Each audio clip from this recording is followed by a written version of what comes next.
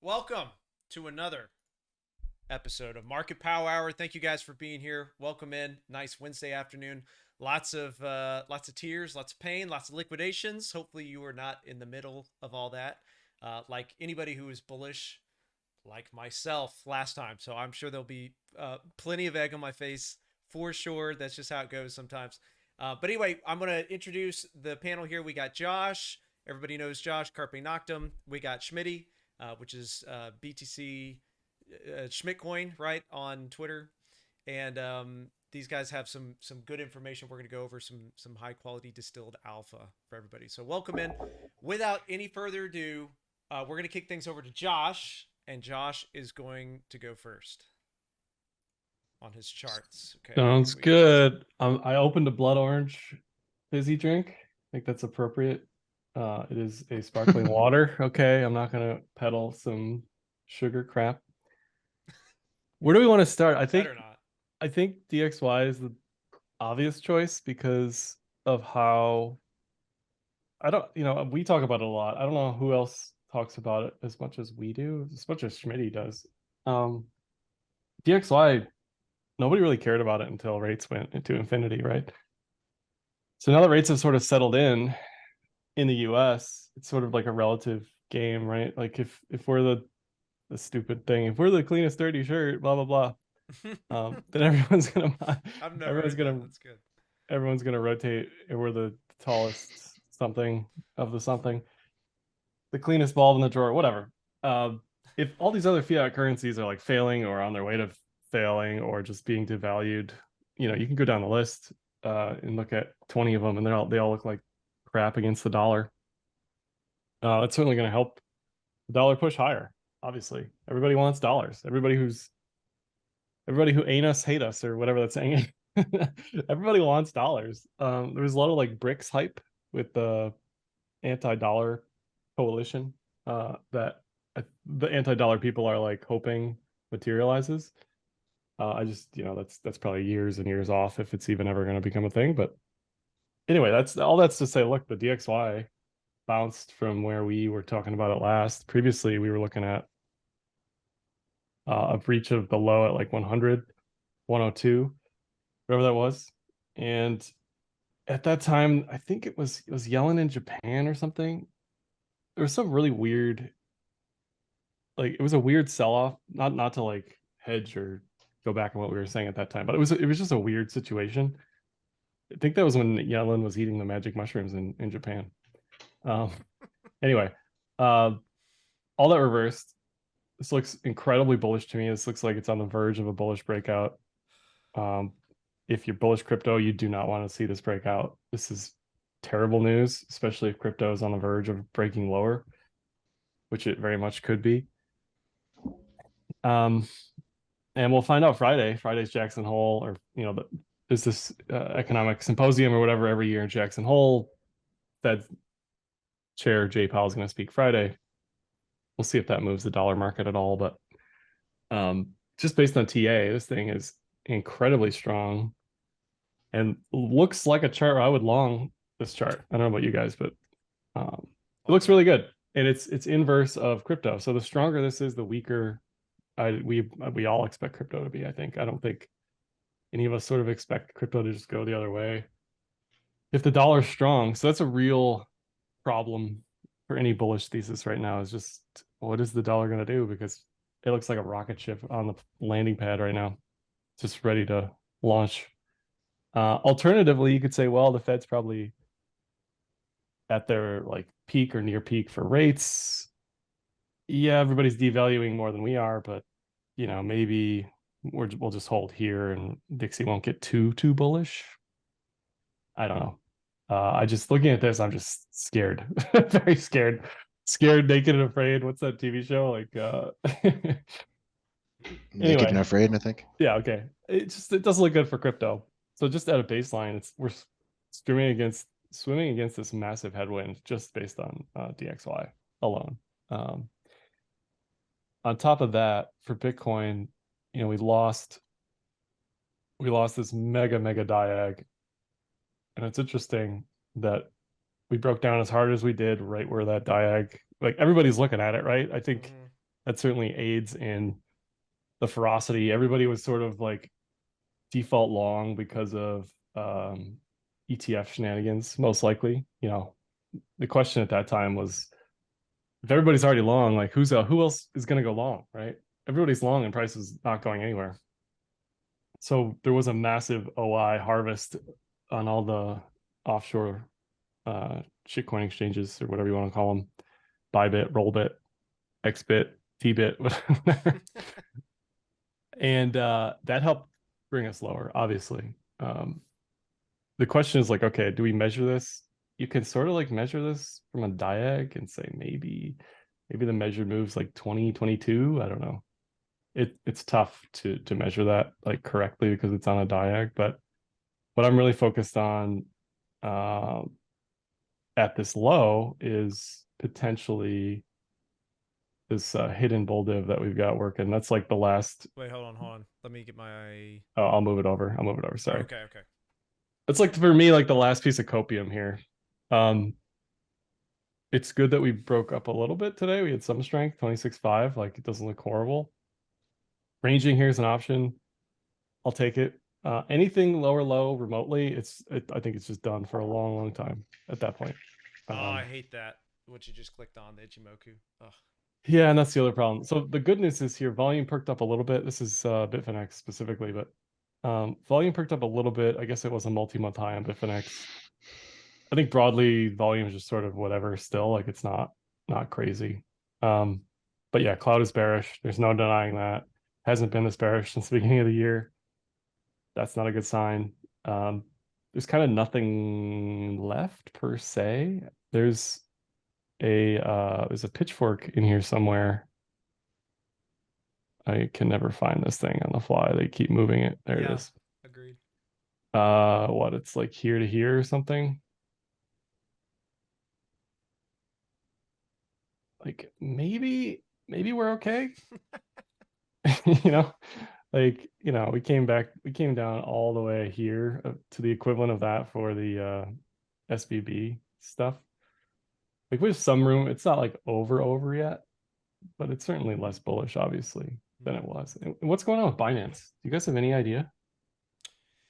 Well, the rumor mill says that the BNB token has like leverage positions, and they're protecting it at $210 or whatever the magic number is. And so supposedly, and these are the on-chain sleuths and stuff, they're saying Binance has been reportedly selling a lot of Bitcoin specifically to support that position. And so a lot of people are worried about let's say that position gives way, much akin to what FTT was doing, right before that free fall, that cascade. Perhaps something similar happens. So that's kind of the worry in the air. Yeah, because this is another chart that looks, completely abysmal. Mm-hmm. That clearly didn't work out. You said it does not look completely abysmal? No, it does. Oh, I don't see how this is bullish for BNB. Yeah, I mean, dude, it's hammered that support like an infinite amount of times, potentially. And there's zero support for a good 75% drop. Like whatever that move is, 217 to 30. Yeah, like who's gonna buy it above 50? Like realistically, I don't know.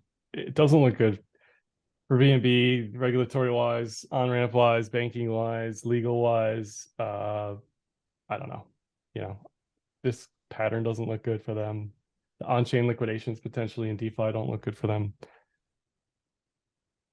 The sooner this clears itself up, the better.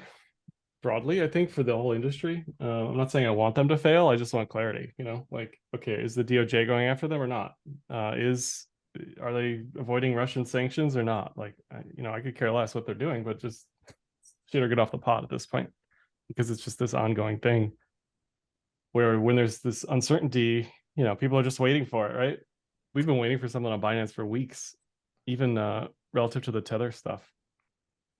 Nothing really happened with Tether, but everyone was, of course, worried about it. Is that related to Binance? I don't know. Is that related to China real estate shadow banking blowing up right now too? I don't know. But yeah, it doesn't look good for Binance at all. So just in the moment, I don't really think there's much bullishness to be had other than relying on some divs here and there. This is ETH, which clearly broke down its pattern.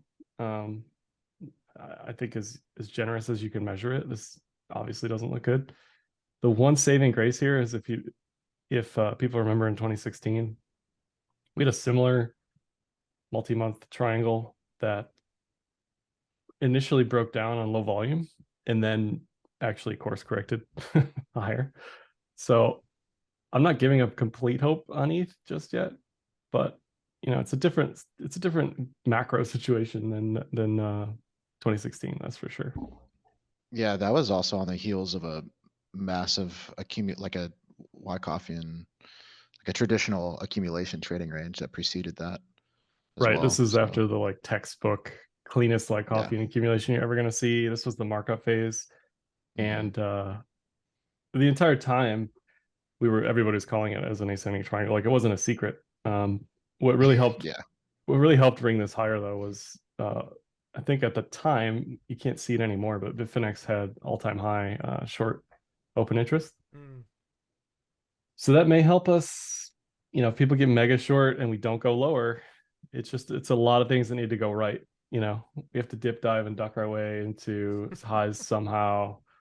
The dollar has to not break out. People have to keep shorting. Funding has to go infinity. It's just like there's a lot of stuff that needs to happen, I think, in order for us to get this ball rolling. One last thing I'll say, I was looking at the volumes on Kraken earlier today. I was doing some alt stuff, and it's not a good thing, I don't think, that Tether has the highest volume on Kraken today.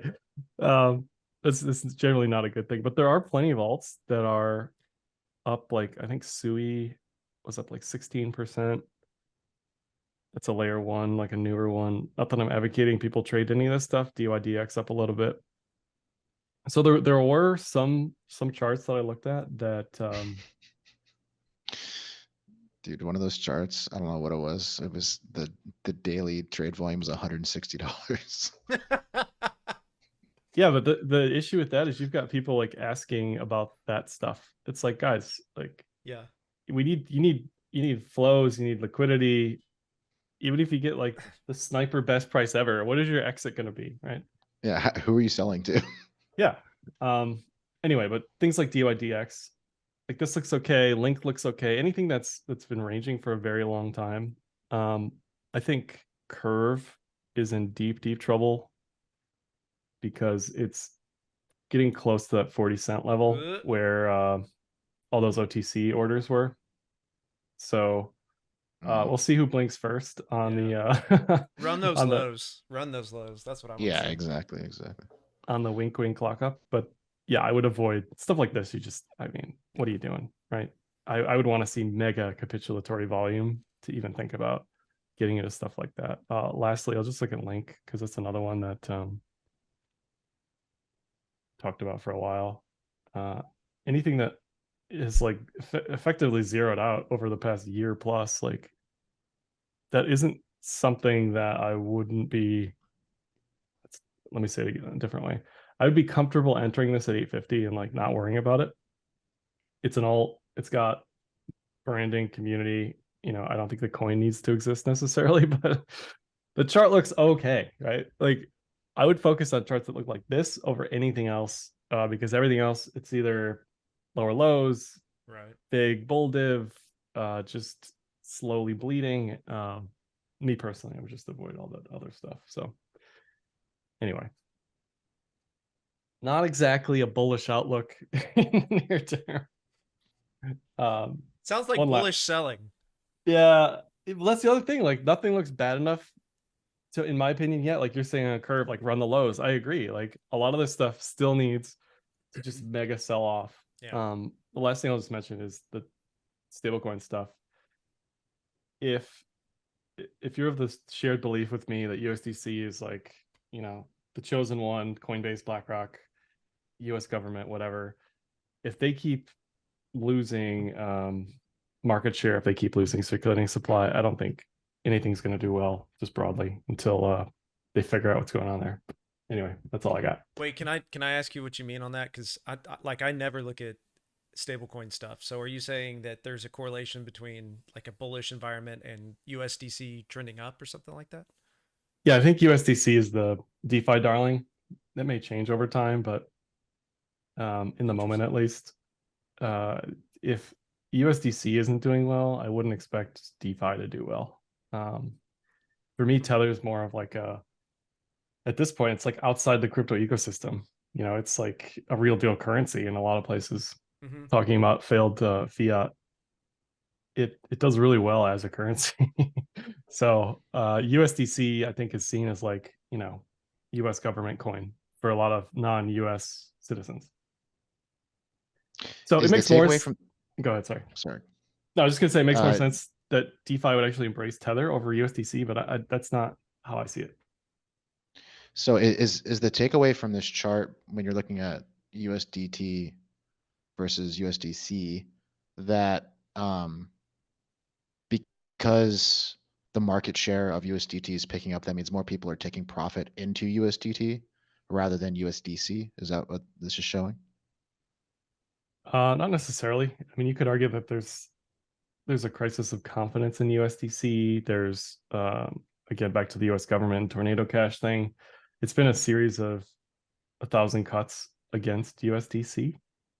The SVB reserve issue was a super big one. Even though all of their reserves are effectively with BlackRock now, we're still seeing outflows from USDC. So at this point, people are speculating maybe it's a Tether vampire attack where they're minting Tether and selling USDC somehow. I don't know if I'm quite there on that conspiracy bandwagon, but somebody is very clearly exiting via USDC. That I think everybody can agree on. They've lost what 50% of their circulating supply in like 8 months. But where is it go? So where is it going when you say? I'm trying to wrap my head around that concept. When you say they lost that amount of circulating supply, you mean like there's not that amount like in circulation, meaning people aren't using it peer to peer or on you know, like what does that mean exactly? Right. So it's supply demand. So if I want more USDC, I can go on Coinbase and I can convert USD to USDC, and then I can use it throughout the ecosystem. Or if I want to exit the ecosystem, one way to do that, probably a path of least resistance based on this graph, would be to do that through sending USDC to Coinbase, converting it to USD for free, by the way, and then just exiting. Whereas Tether, I mean, there's all sorts of baggage and conspiracies there, but Tether has a fee to exit. Tether, some people say like it's hard to exit Tether. I don't necessarily believe that, but I haven't experienced that at all. I haven't either. Yeah. So anyway. Well, I was groaning earlier because this is like year 7 of the Tether truthers coming out and, you know, banging their drums. I'm like, gee, okay, like it just fail already, or like move on, like quit just throwing the same conspiracies at me year after year after year. Yeah, at some point, you know, just keep moving the goalposts forever. The problem was they were insolvent. They did have issues previously in like 2018. Mm-hmm. So, you know, I get it. But at some point I agree. It's like, okay, guys, like, come on. It's getting ridiculous. Right. Anyway. Okay. Tether lives to die another day. That's all I got. That's good. That was good info. Schmitty, you want to go next? You want me to go? Yeah, I'll go. Can I override your screen share, or do you have to stop screen share? There you go. Josh, give him the steering wheel, dude. So my apologies in advance. My sponsorship with TradingView literally ended like an hour ago, apparently, and so I keep getting random ads in the middle of my TradingView. So, yeah, there you go. So, okay, I'll go ahead and I'll start with Dixie. Josh covered basically a lot of the stuff that I was going to say. The only thing I'll add to this is when we're looking at Dixie, I find it to be incredibly useful to look at the monthly chart because it is such a slow moving asset. Oh, I guess it's not an asset really. It's, you know, but it's a slow moving chart, right? Mm-hmm. And so something to take note is there's this massive consolidation taking place on the Bollinger Bands. And currently we are objectively bearish. If you want to get like down to the wire, we are objectively bearish just because we're below the midline of the B bands.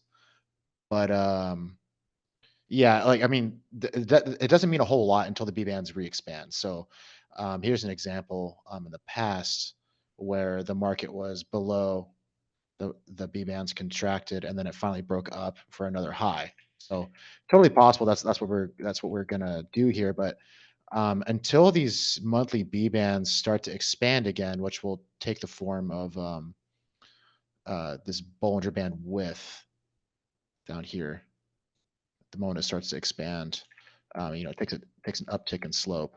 Until it does something like this or this, the market's still kind of in consolidation. And the fact that we are sitting here with our, it's at that channel boundary that Josh was showing here. I reserve judgment on this until the monthly closes, but we have only a handful of days on the monthly monthly candle. We have like a week left, right? So this is the weekly, but until the monthly closes, a lot can happen on a weekly candle. I mean, we saw this here last month. It looked like it was about to just close this like dive bomb of a red candle, and then it recovered to close below the swing low. So this is kind of just like a chop fest for me, but it definitely does not bode well if we start breaking and closing weeklies above this, and ultimately, monthly candles. More specifically, what I would be keeping an eye on is the equal highs here. And if it breaks this high, breaks and closes more specifically, so it doesn't do something like this and comes down and comes up and it closes up here, that will be the canary in the coal mine, in my opinion, for what's to come for Dixie over the next few months. Dixie, like I said, is a slow mover, so it's not like it's going to be this flash in the pan. And if Dixie does break this high and continues up, that's just going to be devastating for almost every other asset, from stocks to crypto and everything denominated in the dollar. So when we look at Bitcoin, I don't want to look at that chart. Let's go to Coinbase. When I look at crypto, there's a lot of really interesting things happening right now. So this drop that happened, even though it was very big and it very clearly broke the world's most obvious diagonal, this is the thing that everyone, you show anyone a chart and it's like, okay, this is boom, and it breaks it, right? But what's interesting here is there's like no volume behind this. It has really big spread. Spread meaning like end to end size of the candle, but there's like zero volume, which is kind of surprising to me. If I see a break in structure or a break in trend or something like that, then I would expect to see an appropriate swell in volume. So I honestly, even though I was very bearish before, this is surprising to me to see this. It could very well be a situation where, okay, it's the volume's just chilling until we bust a structural low. We go here and then the volume kicks in. And I can show you a couple of examples of that in the past. So when we were in the last bear market, we had something similar. We had, it's not exact structure, but we had this supportive trend line at the bottom where it broke it here, but the volume was like nothing to write home about here. It was when it busted the low that the volume really kicked in, and we saw just really, really gut-wrenching moves to the downside. So maybe this is one of those situations where it's kind of just like limping into a weak monthly close that ultimately just on the monthly open just really sends it home. But it definitely doesn't look good. It definitely does. These aren't the things when I look at like market structure that I personally say that looks like bullish confidence to me. This looks like just weakness, overall weakness on the bull side. And when we look at things that are objective rather than just my subjective opinion, we look at things like Bollinger Bands. This is not what you want to see. So with the weekly Bollinger Bands, I mentioned this on Dixie, but with the weekly Bollinger Bands, we had the B band squeeze, as John Bollinger calls it, and we had the subsequent expansion where we now go from a a negative slope to a positive slope. And just to put things into perspective, this is the tightest consolidation Bitcoin has ever been in, like ever. And so when we look at like just how coiled the market was, this is setting us up for a potentially monster move in whatever direction it goes in. And I say whatever direction because this is, even though we are starting to expand and we're gravitating toward the lower band, what will really send this trend home to me is if we get a close on this lower band. I'll show you a couple of examples like this. So something like this comes to mind, where we see this big squeeze, we see the expansion, and then on this candle is when the trend really begins because it closes on the band. So until the market starts hugging this lower band, this is still a gray area for me, even though I've been pretty outwardly bearish. What's going to really cement my opinion here is I'm looking for this weekly close to close on this lower band. Once it closes down here, that is considered the beginning of a new trend in terms of like the Bollinger Band system, and vice versa. Bullish consolidation, boom, it moves up, and once it glues to this upper band, it tends to ride the upper band. And the thing that immediately comes to mind is like, well, the tighter the consolidation on the B bands, the bigger the move. We see this over and over again, tight squeezes, big moves out, coming out of the B bands. So if we do get an attachment, or as John Bollinger calls it, riding the bands, and we get a close down here, I would expect to see a pretty sizable move to the downside. Like something that is a real gut check. Even though we've been having 20, what do you think's a gut check? 20, 15? Give me a number. 16K is what I would target. 16. Oh god. And I think it'd be Yeah, so interesting if the Dixie goes up and double tops at the same time. Like imagine those two yeah, things. yeah. So I've yes, that's funny that you say that because I have a couple of ideas. This is all crystal ball bullshit, and I'm just maybe I'm completely wrong, but this is the scenario I'm going to paint out for you that I'm specifically watching for, right? So the reason that 16K doesn't come about because I'm just pulling numbers out of my ass. It is the specific target of this. What are you doing here? This little line. It's this specific target of this broadening wedge. So ascending broadening wedges, if you don't know, they're directionally agnostic. They have a pretty even chance of breaking up or down. But the downward target, if it breaks down, is a full retrace to the lows. This is not unheard of for Bitcoin before it goes in. What is all this stuff?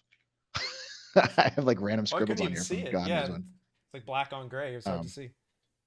Yeah, so similar thing happened in the COVID shakeout. We went, we retraced the entire breakout, and then bam, it rallied. So it would not surprise me if we have something like COVID 2.0. I mean, the White House has been talking about we're expecting another pandemic.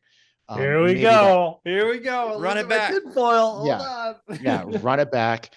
It would not surprise me if BNB is it just shits the bed and it dumps and it just turbo nukes these lows is a liquidity move and it goes up. And some of the other things that I find to be supportive of this, if you look at MicroStrategy, for example,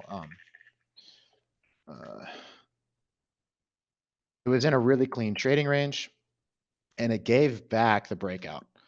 This is decisively bearish. Anytime we break out of a trading range and we close back inside it, the downward target of these sorts of activity is the lower boundary of the trading range. This is a failed bullish breakout, and the usually failed breakouts that close back inside a trading range, they have a very high likelihood of swinging back to the swing low of the trading range, and potentially clearing the bottom. Yeah. Something else to keep in mind is when we look at coin, it is set up for a potentially really good head and shoulders bottom. We have this really clean neckline. I love that Coinbase didn't blow through the neckline because it means that the liquidity was not captured. What I would hate to see is if it broke out and closed back below, but it didn't. It hesitated right at the high and turned back around. So I could see that this BNB thing, maybe Bitcoin pulling back, forms this really clean shoulder and it rallies. So yeah, I mean, Dixie rallying to the high and double topping, like all of these things make sense to me.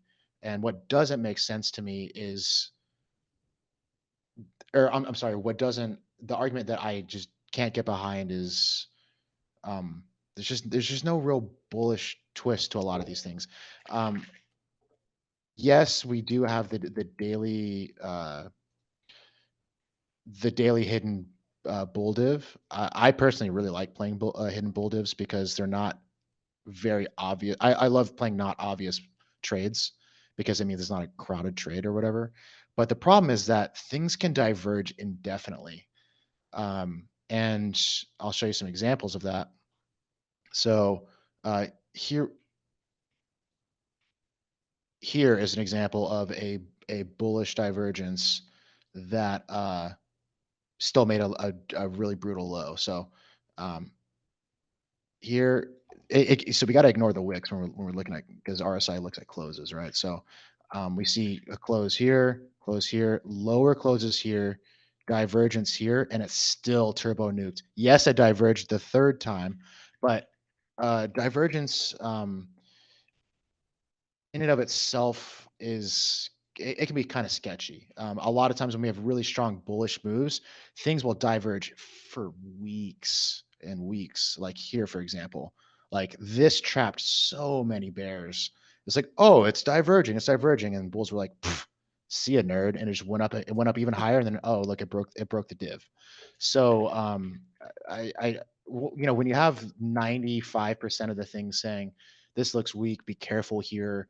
You know, technically, in a classical sense, we are in a structural bull market, I guess you could say, because we haven't busted this low.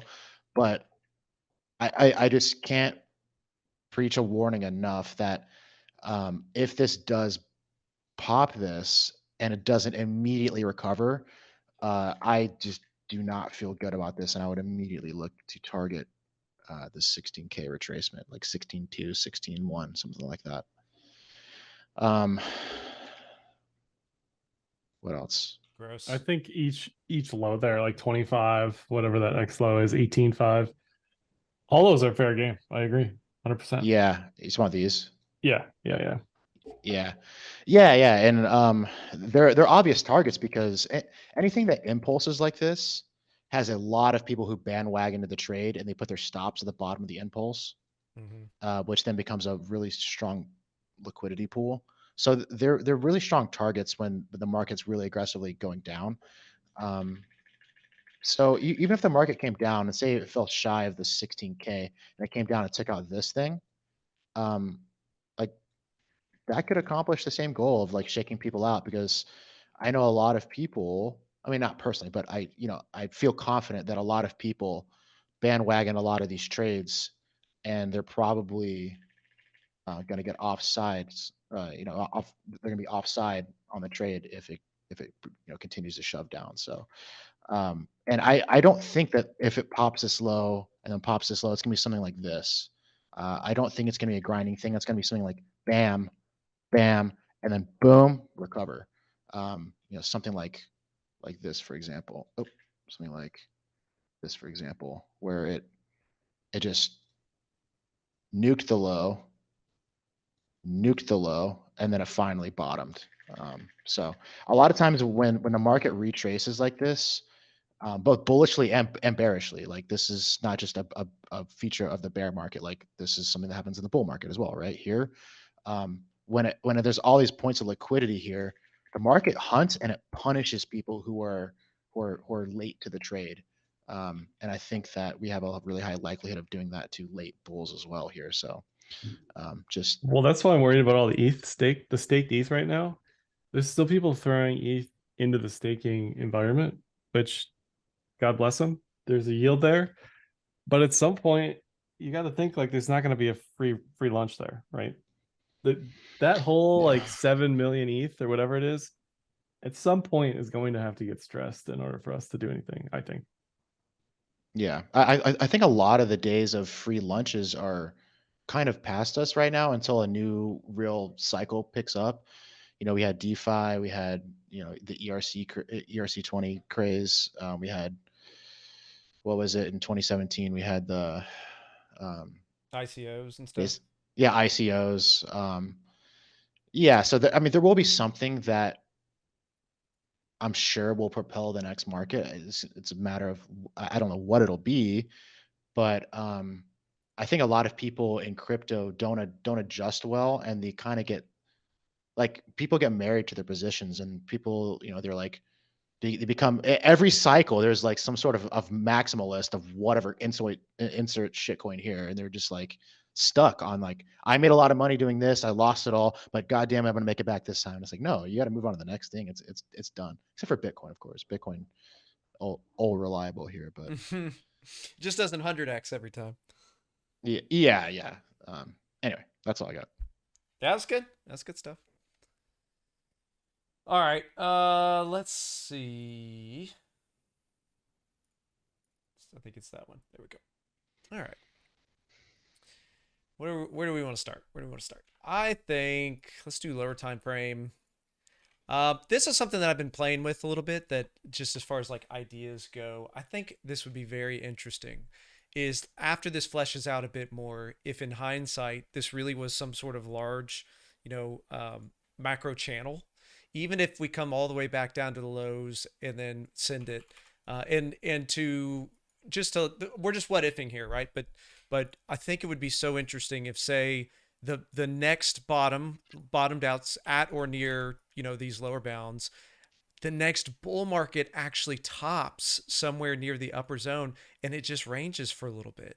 I think going into the following bear market, imagine something like that before later, perhaps 2 bull markets from now is the actual breakout. I don't know, just playing with some ideas, but I think we're at a point now where the market has done a lot of firsts.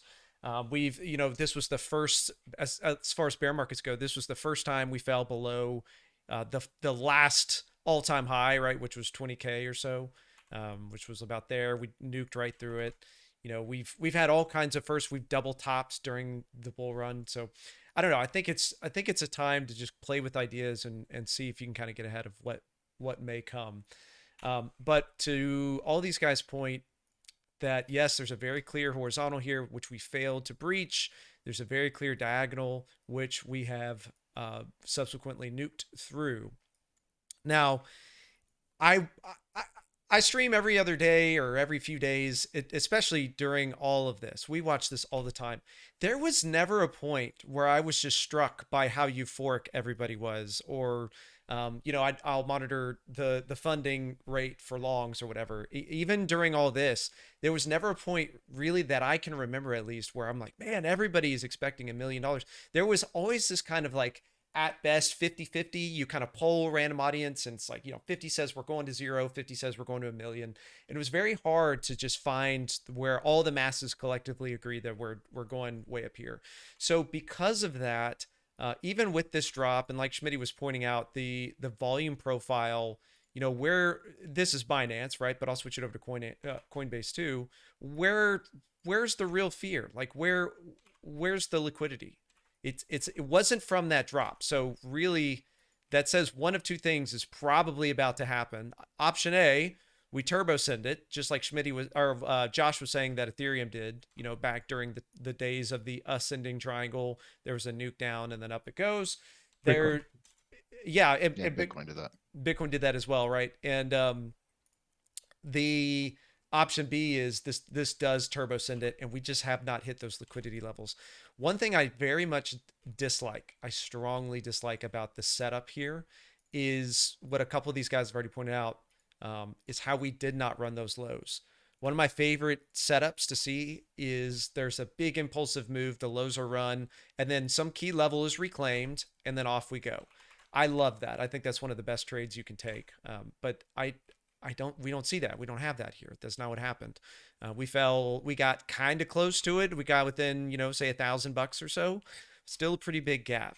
And I can't help but think about, the last kind of on the heels of the end of the last bull market, there was this moment where there was a big downtrend, a big sell-off, and a lot of people were very excited that, hey, this is probably the end. This is the bear market bottom. Don't worry, everything's fine. And then we all know kind of what came after that. But as far as the structure goes, structurally, whenever I see something like this, a big kind of like missed opportunity to run the lows, it makes me very nervous. So I do like what happened here. There was this little bear flag, this period of consolidation. Ultimately, it dropped. But the kind of the theory here, the concept, I guess, behind what happened here is there's a big impulsive move one direction. There's a period of sideways. But anybody with late, like Schmitty was saying, the late margin positions are going to get hunted. In this case, anybody with a short basically to this point ultimately got their shorts blown out before the next leg down, right? But everybody through this entire kind of circled area, everybody who was piling in their shorts, they all got blown out. So I find myself asking, could something like that be at play here as well? Could we see some sort of, some quasi, return up to this level, the point of breakdown, just to blow out late shorts, only to then, give it up in the future. So all things I'm looking at, but as the vocal bull for the last several weeks up until this clear breakdown, there's a lot of potential stuff, but this looks far worse than it did before, and it looks worse across the board, and not just no sentiment check, no feeling, no gut, but just pure, like when Josh pulls up this Ichimoku cloud, and this is what I look at, and all you have to do is turn off, where is this? They changed how this works too. There's a way to not have price action. Hello? Hide. There we go. So if this is all you're armed with, all you're equipped with, and you're seeing the fast and slow moving averages have crossed to the downside, price is now below the cloud, you're starting to have the twist. Man, I kind of hate it, but it looks a lot like at least the start of what happened at the top of the last bull market. Now, that seems silly because this has not been a period of euphoria. There's not like infinite amount of longs like there was back in here. I mean, this was peak up only back in here. So there was all those guys had to get hunted and stopped out and everything. It really hasn't been the same. I mean, from the floor, price doubled barely, which is really nothing to write home about in terms of bear market rallies. But the last point I guess I want to make on the Bitcoin side is, if we do continue to retrace, let me get rid of some of these things just so we're all focused on the same stuff. If we do come back down here, and if that correlates with, say, the Dixie continuing to break out, let's set this up.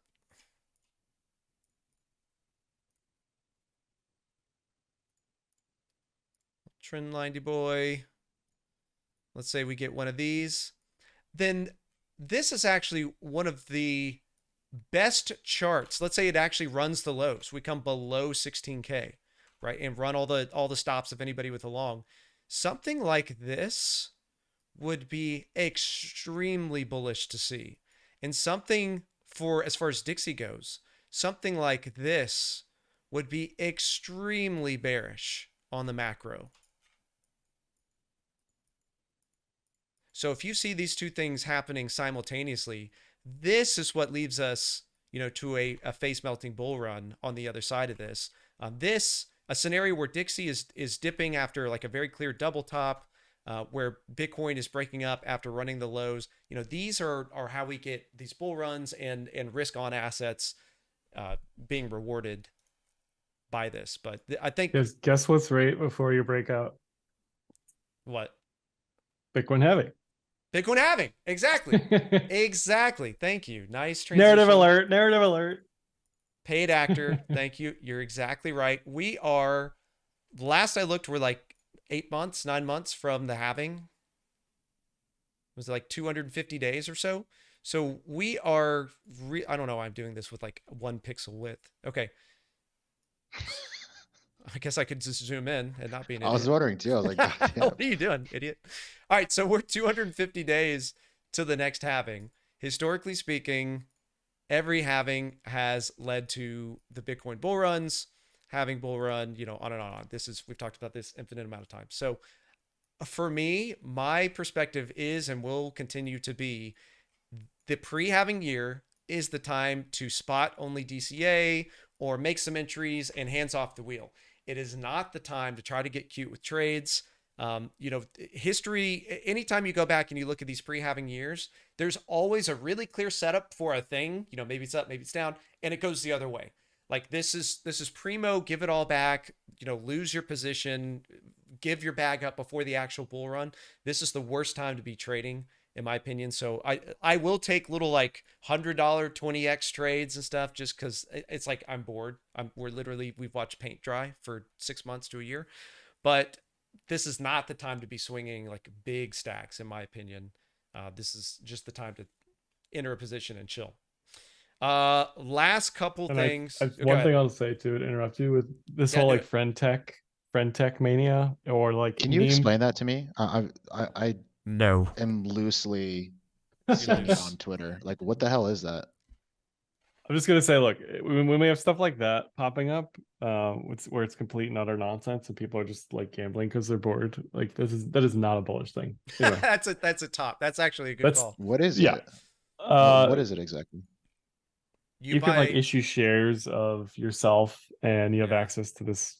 Like it's sort of like a paid group, but on chain. Honestly, it's like if people own your shares, then they get access to your content or something. It's like a paywall. And then they trade it like a token, so maybe your stuff's worth more or maybe it's worth less.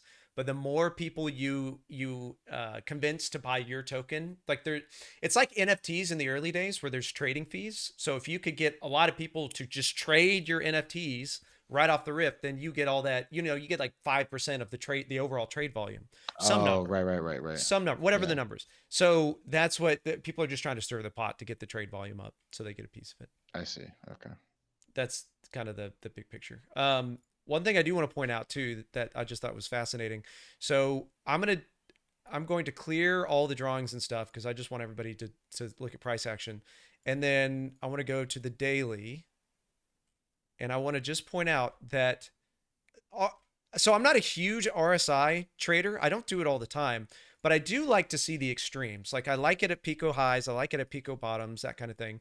And one of the things you'll notice is on this little move, just this little guy where we sold off last few days ago, the RSI is as low as, you know, there's only a handful of times where it has been that level or lower. You know, one of the big ones where we actually were lower than where the RSI was, this is on the daily, was during COVID. So the big COVID sell-off. Before that, you know, prior to that, there was a handful where there was big kind of impulsive moves and we got at or close to where we ended up. But this is it's very interesting to see this kind of thing because it does not happen all the time. It's not just your run-of-the-mill sell-off. It's really not. There's more emphasis behind it. And like Schmitty was pointing out, let me get all that back up. Like Schmitty was pointing out, what's going to happen, you know, the thing that's going to be really important to watch is the B bands and where expansion takes place, whether it's, you know, with a quick reversal and all of a sudden we're up here and the B bands on the daily, the 3-day, the weekly, whatever, start to expand, but while price is grinding, you know, the upper bounds. So that's a great scenario. That's like the most bullish, arguably, but a horrible scenario, worst case scenario is like what Schmitty was saying, where if we just continue grinding the lower bounds and the bands expand, then yeah, we're probably going all the way back down to the lows. And it just is what it is. And I guess I only have like a minute, but the last thing I would say, it just as kind of a word of caution to everybody, we have spent, so let's talk about time spent down here, like the bear market, let's just quote unquote, the time spent down here in this bear market, let's say since this sell-off right here, that's about 440 days ish. Don't forget that the last time we sold off and we went sideways for a hell of a long time, it was this amount of time or more. You know, if we include this you know, what the Wycovians refer to as a sign of strength. But if we include this period of consolidation, and if we even want to include that initial sell-off, it was 600 days. So we're kind of getting right in line with timing-wise what is needed, or what is expected rather, for the length of a bear market. But there's still hundreds of days up for grabs before the actual halving, where like usually a lot of the bullish momentum really shifts and there's wind in the sails of the bulls for once. So anything can happen. As much as I would love to come up and run the top and blow out all the stops of anybody who had shorts, that was my favorite theory by far. It ain't looking likely, at least not like it was before. All right, final thoughts, guys. Where do each of you? Yeah, I'll just say, where do each of you get bullish on Bitcoin? For me, if we retrace the dump entirely, it's game on. You know, like that's my like bull dream scenario is we just run it back turbo, right? Yeah, so for me, it's pretty easy. That's why I really like B-bands. So if we say, for example, we get a big ass green candle that closes above the midline on the weekly, that would be considered a B-band's head fake, and it's one of the most powerful breakout signals in the B-band system. So if you slap on B-bands on the weekly, ideally I'd like to see a bullish engulfing candle like that. I'm always looking for bullish engulfing candles or bearish engulfing candles for strong reversals. But even if it hung out here for like one more week and then it rode back up, like Josh was saying, and completely retraced, and it had a strong definitive close above the midline, that would be considered a B-band's head fake. However, the longer it hangs out down here, the less likely that is to happen. So it needs to kind of shit or get off the pot in terms of that, because That's a technical term, chat. yeah, it's in the B-band system.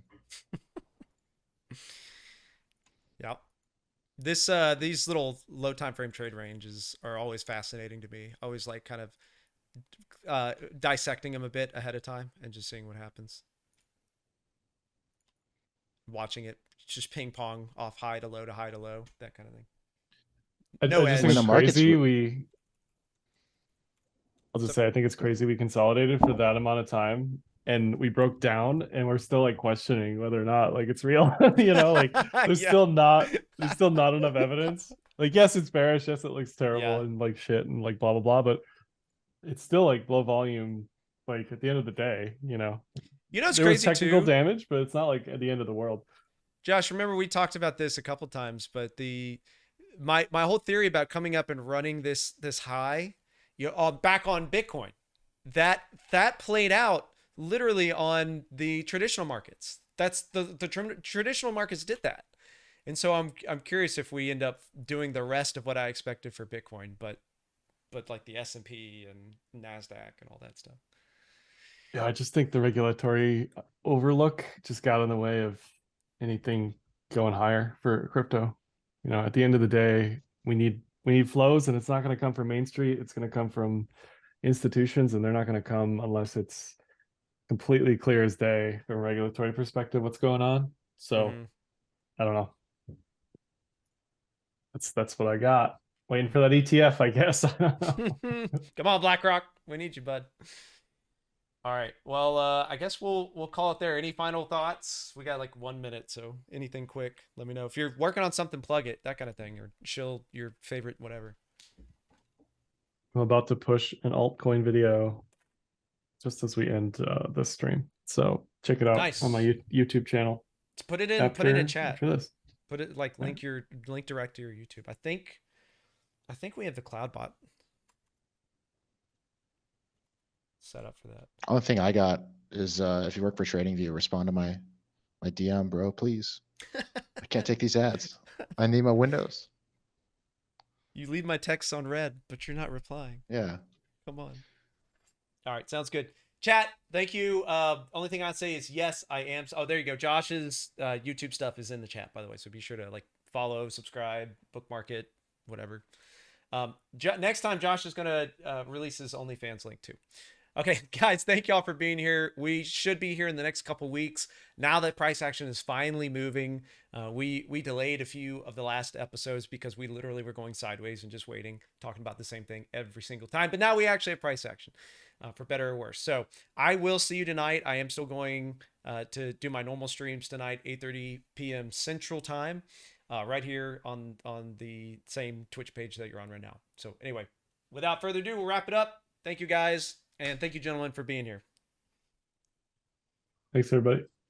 Bye-bye. Bye.